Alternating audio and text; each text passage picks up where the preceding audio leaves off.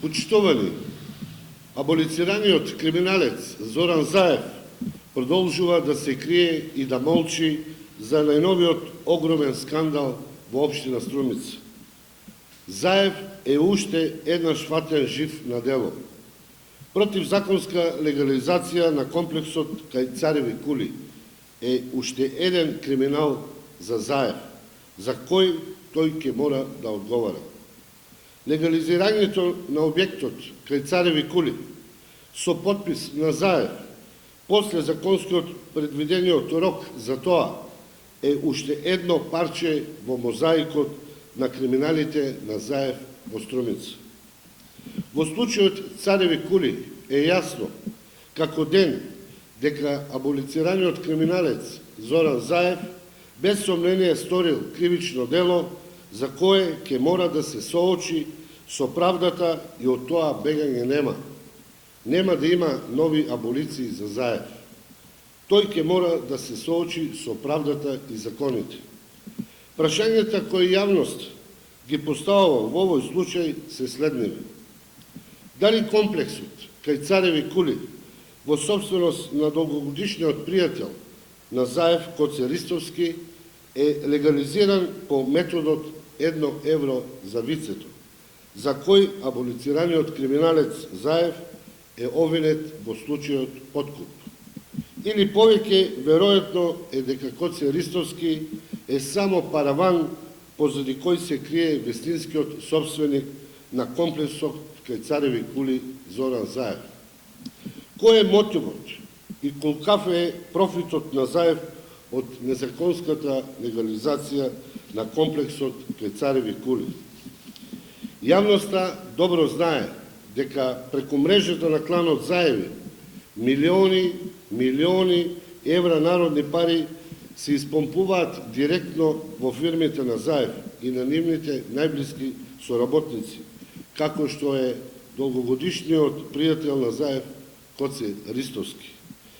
Јавноста дозна и дека Заев на фирмата Чан Чифлик Голд Доел Струмица во собственост на Коце Ристовски и овозможил да склучи договори за јавни намавки и преку општинските јавни предпријатија во вредност од околу 840.000 евра за набавка на споменици, одржување цвеќарници, изредба на тротоари, поплочување, чистење на банкини, користење на билјушкари, уредување на раскрсници и што ли уште не.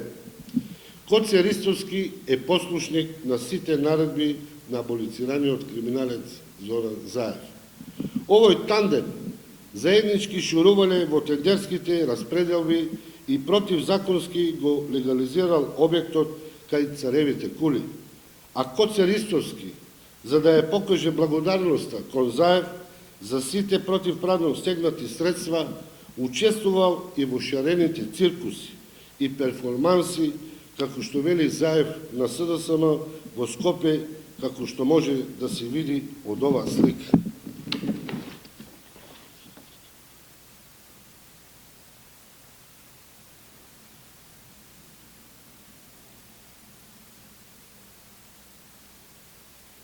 Ова е човекот кој вака одработува за Заев, вандализирајќи го државниот имот на Република Македонија и нанесувајќи му штета, која ќе ја плаќаат граѓаните на нашата држава.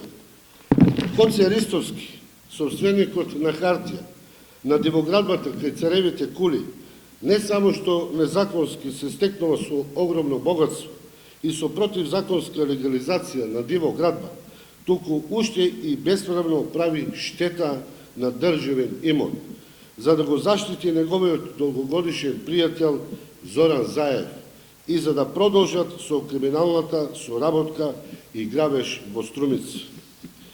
Заев може да се крие и зад Коце Ристовски, и зад кого сака, но бегање од правдата нема. Аболицираниот криминалец Заев ќе мора да одговара за сите зулуми и за сите пари кои ги украл од граѓаните на Струмица и Република Македонија. На Заев ќе му судат и институциите, но и граѓаните на Република Македонија на следните парламентарни и локални избори. Поради криминалите, како глобал, подкуп, тендерските грабежи и противзаконските легализации, како ова кај Цареви кули, Зоран Заев сосема сигурно не само што ќе биде историја и црна дамка, од која ќе се срамат сите граѓани на Република Македонија, туку и ќе има неколку последователни мандати за решетки. Нема бегање од правдата. Таа ќе го стигне Заев.